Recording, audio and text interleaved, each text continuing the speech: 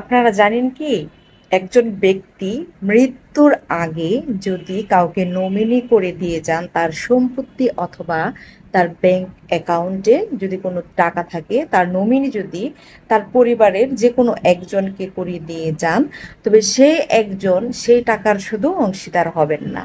সেক্ষেত্রে তাকে অবশ্যই ব্যাংক অথবা ভূমি সংক্রান্ত যে কোনো প্রতিষ্ঠানে এই ব্যক্তির যতজন ওয়ারিশ আছেন সেই ওয়ারিশদারদের ওয়ারিশান সনদ জমা দিতে হবে।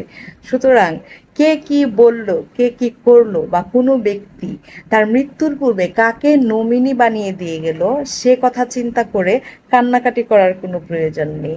কারণ ব্যাংক, বীমা প্রতিষ্ঠান বা সরকারি কোনো প্রতিষ্ঠান ওয়ারিশান সনদ ছাড়া, বৈধ ওয়ারিশানদের নাম ছাড়া এই কাগজ বা এই সম্পত্তি বা এই টাকা কখনোই শুধু একজন নমিনিকে প্রদান করবেন না। সো এই বিষয়টি আপনারা জানুন এবং সবার মাধ্যমে শেয়ার করে দিন।